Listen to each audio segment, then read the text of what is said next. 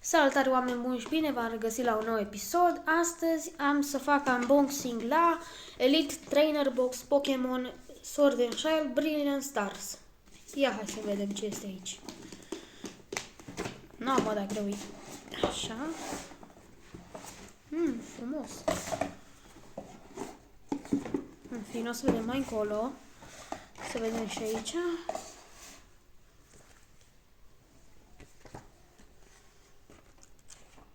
Ceva ghid. Ba nu, ceva colecție. Interesant. Fain. Hai să vedem un pic asta. Așa. Să vedem cutia.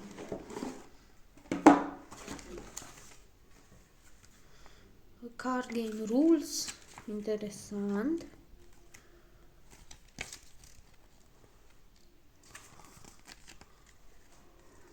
Ceva... cu stage-urile, cu tot felul, în fine. Aici o pachete trebuie să fie. O să le vedem mai încolo. V-Star. Interesant. Stai să le iau de aici. V-Star. Asta să punem mai încolo. Așa.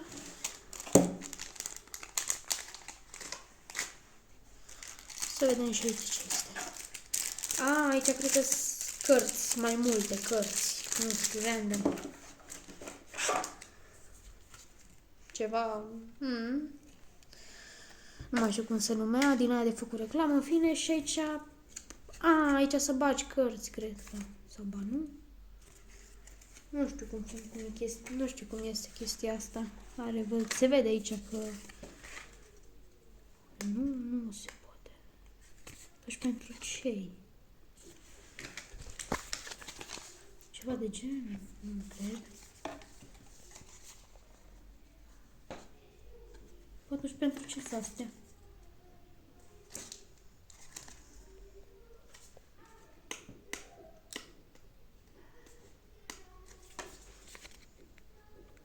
Bă, nu știu dacă știe cineva să-mi zică în comentarii, că eu acum nu știu.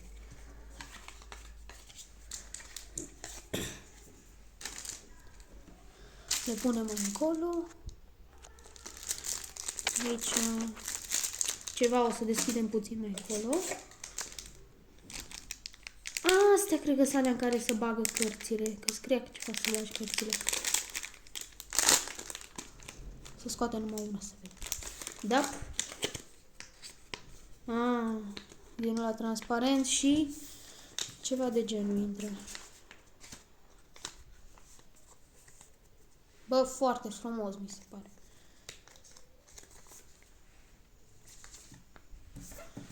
Bun, acum, da, astea totuși nu știu pentru ce sunt. Îmi poate spune cineva. Să punem astea înapoi, că o să avem nevoie de ele, dar văd că sunt foarte multe. Sute. În fine. Că să numărăm pachetele. Da, e 8. Dacă desfac acum unul.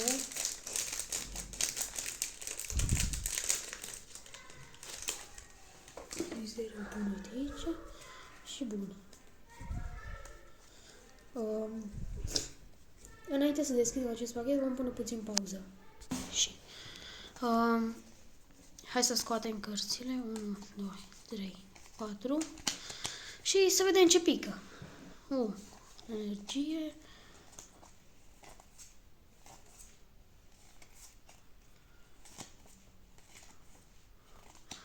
Bă, nimica bun. Asta a fost primul pachet. Hai să vedem pe al doilea. 1 random, 3, 2, 1, am ales 1.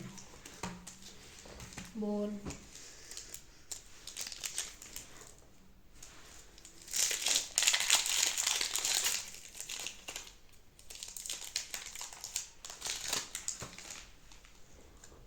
Unde e ăla? What the fuck? What the f... În fine, continuăm videoclipul.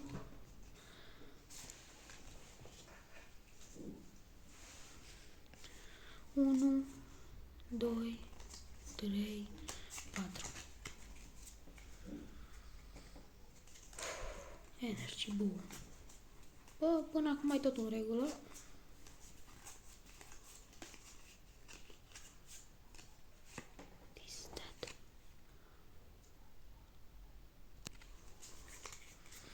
În fine, punem cărțile aici, să le iau în mână, să le iau în jos.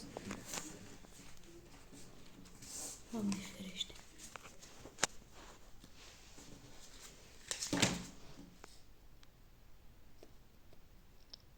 Așa, bun. Revenim, a fost o mică greșeală cu pachetele. Să vedem aici ce este.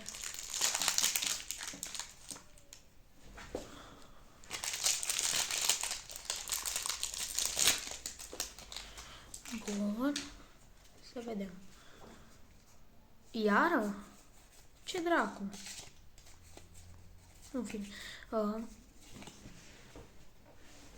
1, 2, 3, 4. Așa. Punem aici. Bun. 1, așa.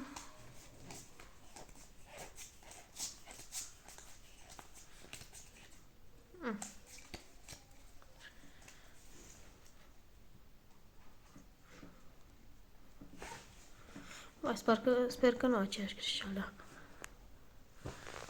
Bun. Următorul pachet.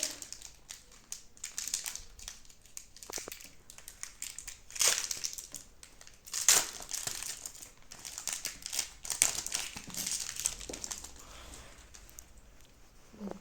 În sfârșit un local. 1, 2, 3. Eu știu că 4 și mai trebuie să mai una, nu mai știu, în fine. Lăsăm așa.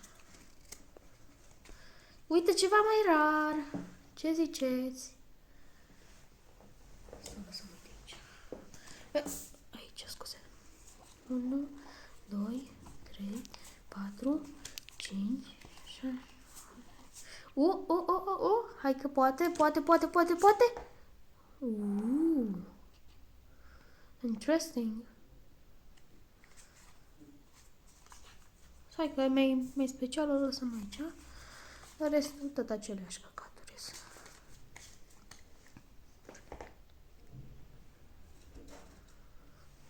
Bun. Următorul pachet. Dar înainte să-l desfacem, vom pune o pauză. Am revenit. Pentru voi pauzele sunt o milisecundă, chiar nici o milisecundă, da?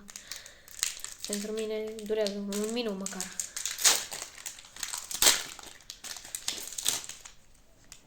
Bun. Să luăm asta din cadru. O lăsăm aici. 1, 2, 3, 4. Let's see. Energie din aia. L-am mai avut, parcă. Și pe ăsta l-am mai văzut, parcă. Hai, mă, pe bune. În fine, continuăm. Încă 3 pachete. Deci, Doamne ajută, faceți-vă cruce. Doamne ajută, să răpiți ceva de aici.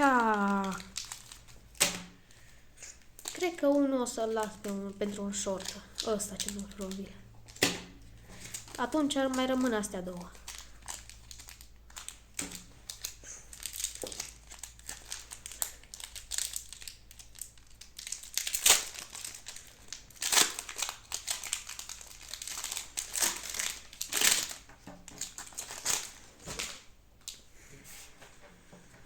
Cer scuze că este așa de dezordonată masa. Bine, lucrez eu dezordonat. Gunoaie. 1, 2, 3, 4. Scuze. 1, 2, 3, 4. Să mă vedeți și voi ce fac.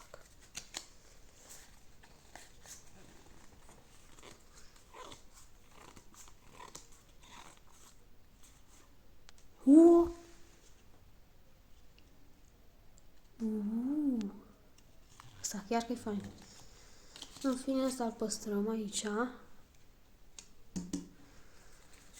Și o să mă uit eu la valoare și o să scriu în comentarii, cred că, valoarea lor, cărțile astea. Numele o să-l scriu și valoarea. Și am mai rămas cu un singur pachet. Să vedem noroc.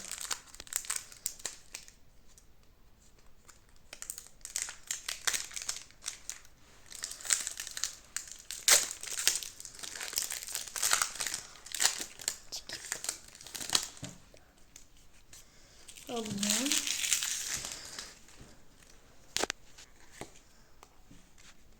1, 2, 3, 4. Acum, sincer, ăsta e ultimul pachet. Doamne ajută. Da, a rapid unboxing. Bă, care am făcut rost de 2 cărți. Adică de 2 cărți și de un teanc de cărți. Atât de grose. În fine, oricum o să aleg din ele care sunt dubluri, o să văd. Cred că o să se micșoreze. Bun, să vedem ce mai avem. Păi, acum să vedem și cum sunt astea alte. Ceva joc, din câte am înțeles. V-Star, interesant. Jepoane. Zarul. Și astea, tot nu înțeleg ce sunt astea. Și încă ceva. Ăsta, ghidul, Player's Guide. Cam atâta. Hai să vedem ce este aici. Bun, păi astea știm din start că sunt ceva accesorii, ce naiba îs. Hai să le desfacem să vedem. Asta cel mai curios, V-Star. Ceva de lipit, ce dracu. Ceva magnet. În fine, încă nu știu. Ba nu cred că este ceva. În fine. Interesant. Nu știu cum e joc, că știu că este joc. Te poți juca, gen. De-aia mi-a dat zarul și tot felul, că zice trainer box.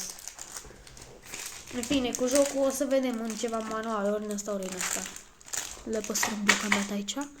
Astea, iarăși, nu știu ce naiba sunt, dar sunt curios ce îs. Poate îmi explică, dar astea cred că știu ce sunt. și vă știți. Dar, hai să lăsăm suspansul pe final. Să vedem ce e aici. For Download, App Store. Foarte interesant jocul. Aici VMAX, tot felul. Aici cartonașele, am înțeles. Sword and Shell, Brilliant Stars, Card List. Lista de carduri.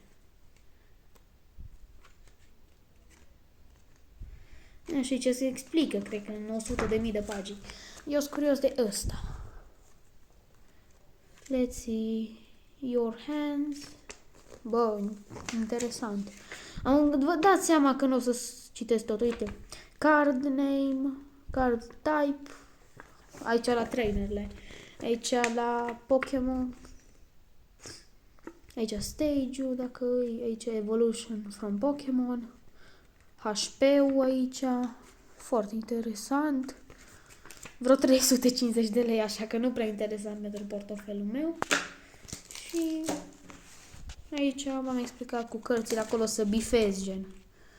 Uite, bifați aici dacă le aveți, dacă nu știu ce. Pe mine nu pare, da, un bun să bifezi, să strică la. În fine. Let's see.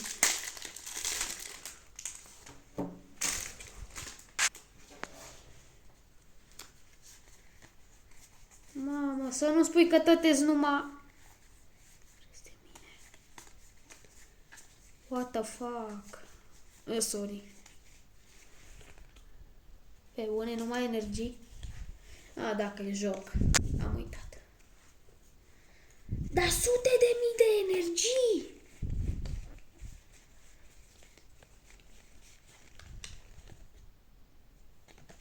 În fine. Ghinionul nostru. Păi, nu mai rămas numai astea. Și cam astea de băgat Pokémonii valoroși. În fine, sper că v-a plăcut. Nu uitați să dați like, subscribe și ne vedem data viitoare. Pa, pa!